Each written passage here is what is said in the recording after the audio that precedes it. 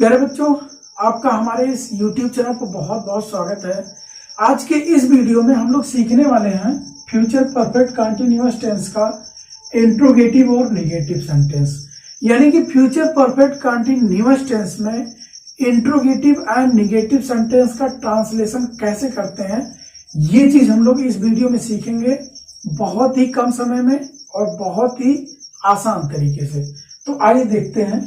ठीक है, देखिए फ्यूचर परफेक्ट कंटीन्यूअस टेंस का जो हिंदी होता है वो होता है पूर्णापूर्ण भविष्य काल। ये चीज बहुत कम ही लोग बताते हैं। ठीक है, इसका हिंदी क्या होता है।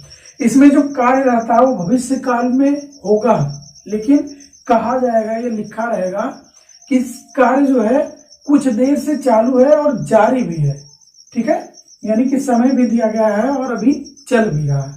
ठीक है, अब देखिए कोई भी टेंस हम लोग पढ़ते हैं तो सबसे पहला काम क्या होता है, उसकी पहचान करना। जब तक आप पहचान नहीं कर पाएंगे कोई भी टेंस हो, ट्रांसलेशन नहीं कर पाएंगे। तो इसका पहचान जान लेते हैं। देखिए इसका जो पहचान होता है, हिंदी वाक्य के अंत में समय के साथ रहा होगा, रही होगी, रहे होंगे, रहा होगा, ये सब चीज आएंगे। ठीक है, हिंदी वाक्य के अंत में। ठीक है, अब यहाँ पे देखिए इंट्रोगेटिव और निगेटिव है, तो इसमें प्रश्न भी पूछा जाएगा और नहीं भी कहा जाएगा। ठीक है, यानी कि प्रश्नवाचक और नकारात्मक दोनों रहेगा। ठीक है, अब देखिए उसके बाद जो अगला काम होता है वो होता है हमारा नियम जानना। इसमें दो नियम होता है। ठीक है, जो हमारा पहला नियम है वो आई और बी के साथ शैल नॉट हैव बीन का प्रयोग करेंगे, जो हमारा सहायक क्रिया है। ठीक है, तथा जो दूसरा नियम है अन्य सभी सब्जेक्ट के साथ विल नॉट हैव बीन का प्रयोग करेंगे। अब यहाँ पे देखिए विल और शैल जो है सब्जेक्ट से पहले आएंगे। ठीक है, क्योंकि हम लोग क्या पढ़ रहे हैं, इंट्रोगेटिव एंड निगेटिव सेंटेंस। ठीक है, तो ये चीज अभी मैं बताऊंगा जब फार्मूला बनाएंगे। ठीक है, देखिए यहाँ पे उसके बाद जो समय होता है वो होता है दो टाइप का, दो प्रकार का। जो पहला समय होता है वो निश्चित समय होता है, और निश्चित समय के लिए हम लोग किसका प्रयोग करते हैं, सिंस का प्रयोग करते हैं। और जो दूसरा समय रहता है वो होता है अनिश्चित। ठीक है, अनिश्चित समय के लिए फॉर का यूज करते हैं। ठीक है, अब देख लेना है निश्चित समय क्या होता है, अनिश्चित समय क्या होता है। जो निश्चित समय होता है उसमें समय एकदम कंफर्म रहता है, जैसे कहा जाएगा 4 बजे से खेल रहा होगा। ठीक है, या फिर सोमवार से, सुबह से। ठीक है, 2020 से, ये सब समय देखिए एकदम निश्चित रहेगा। और अनिश्चित समय में क्या होता है, ये कहा जाएगा 1 घंटे से, ठीक है, 2 दिन से, 2 सप्ताह से, 1 महीने से। तो इसमें देखिए कंफर्म नहीं है, या 2 साल से। तो ये सब किसमें आएंगे, अनिश्चित समय के अंतर्गत। ठीक है, अब आइए इसका फार्मूला बना लेते हैं। अब देखिए जो इसका फार्मूला बनेगा वो 2 बनेगा, क्योंकि इंट्रोगेटिव है। ठीक है, तो इसका सबसे पहले फार्मूला बना लेते हैं। ठीक है, क्या से शुरू होने पर।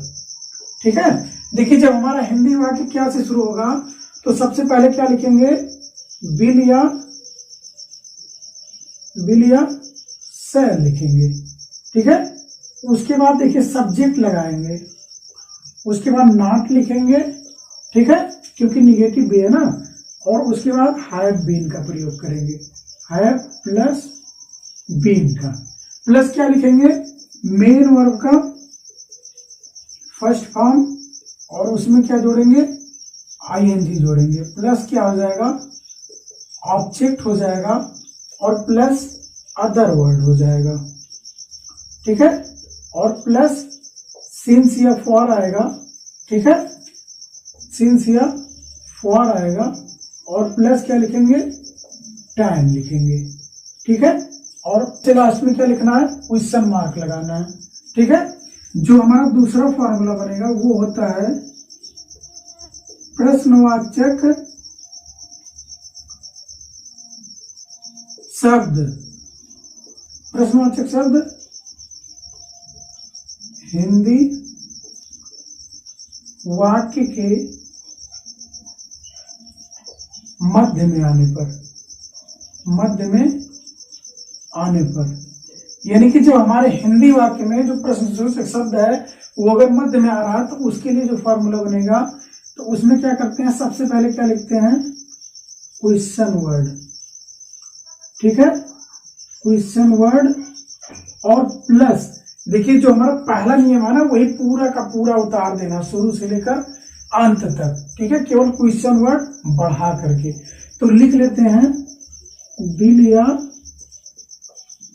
सेल, बिल या सेल हो जाएगा और प्लस क्या हो जाएगा, सब्जेक्ट हो जाएगा, ठीक है, प्लस नॉट हो जाएगा, प्लस हैव बीन हो जाएगा, ठीक है, और प्लस क्या हो जाएगा, मेन वर्ब का फर्स्ट फॉर्म हो जाएगा, प्लस आईएनजी हो जाएगा और प्लस ऑब्जेक्ट हो जाएगा, ठीक है, प्लस अदर हो जाएगा,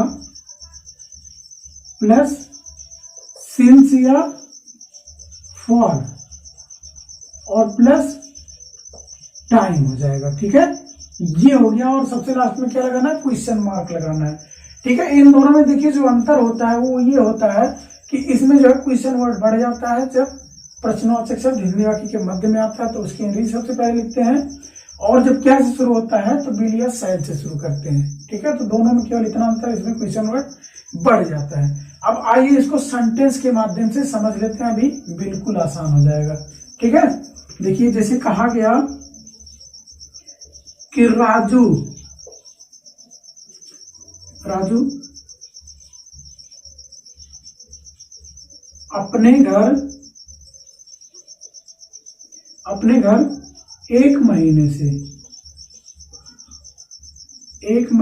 महीने से क्यों नहीं जा रहा होगा, ठीक है।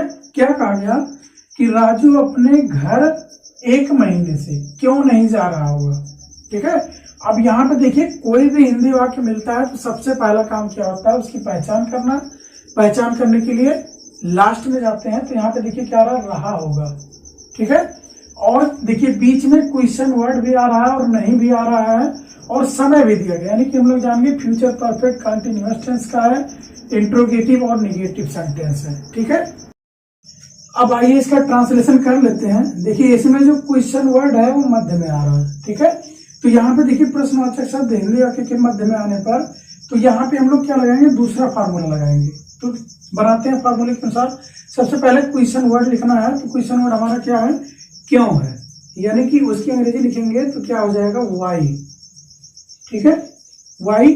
उसके बाद क्या लगाना है, देखिए बिल या सेल लगाना है ना, तो किसके अनुसार लगाएंगे, सब्जेक्ट हमारा क्या है, राजू है, तो राजू के अनुसार क्या आएगा, बिल आएगा, ठीक है। उसके बाद क्या लिखेंगे, राजू, ठीक है, सब्जेक्ट लिख दिए, यहाँ पे देखिए सब्जेक्ट है, और उसके बाद क्या लगाना है, नॉट लगाना है, और उसके बाद हैव बीन लिखना है, ठीक है, हैव बीन, ठीक है, ये हो गया। और उसके बाद मेन वर्ब का फर्स्ट फॉर्म लिखना है। तो कौन सा काम हो रहा है, यहाँ पे जाने की बात हो रही है ना, तो क्या लिखेंगे, गो, और उसमें आईएनजी लगाएंगे तो गोइंग हो जाएगा, ठीक है। अब गोइंग कहाँ पे, ऑब्जेक्ट क्या है, अपने घर, तो राजू के लिए, अपने के लिए हम लोग क्या लगाएंगे, हिज लिखेंगे, हिज हाउस, ठीक है, ये हो गया हमारा ऑब्जेक्ट। उसके बाद क्या लिखना, अदर वर्ड दिया नहीं गया। उसके बाद समय लिखना है, एक महीने दिया गया ना, तो एक महीना है, देखिए कंफर्म नहीं है जनवरी है कि फरवरी है कि मार्च है, ये कंफर्म नहीं है, एक महीना दिया तो कोई भी है, पता नहीं, अनिश्चित है, तो क्या लिखेंगे, फॉर लिखेंगे, फॉर 1 मंथ, ठीक है, और सबसे लास्ट में क्वेश्चन मार्क लगाएंगे। ये हो गया ट्रांसलेशन, ठीक है, यानी कि why will Raju not have been going his house for 1 month, Raju अपने घर एक महीने से क्यों नहीं जा रहा होगा, ठीक है, ये हो गया। आइए एक सेंटेंस और बना लेते हैं, अभी और आसान हो जाएगा, ठीक है।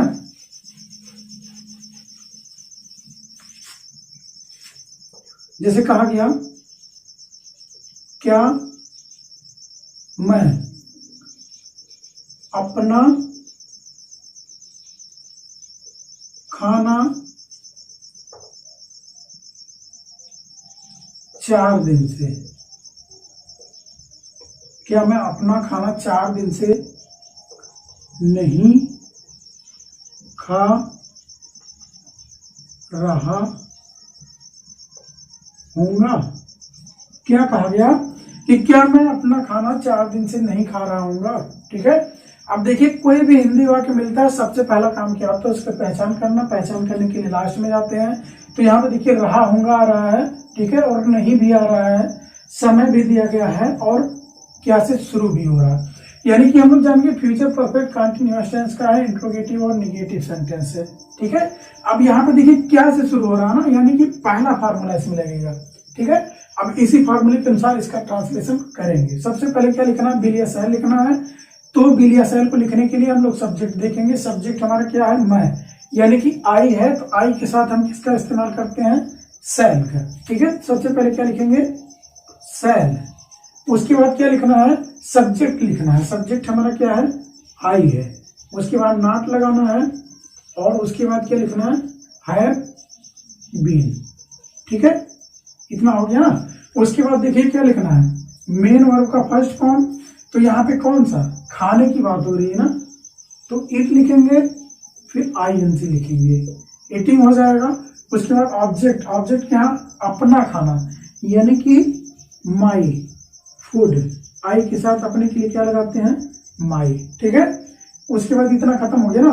अब देखिए क्या लिखना है, 4 दिन से, यानी कि समय भी लिखना है। समय यहाँ पे देखिए 4 दिन है, तो कंफर्म नहीं है कब से कब तक, कौन से दिन से या कौन से तारीख से, ये कंफर्म नहीं है, तो अनिश्चित समय है। ठीक है, तो क्या यूज करेंगे अनिश्चित समय के लिए, फॉर 4 डेज।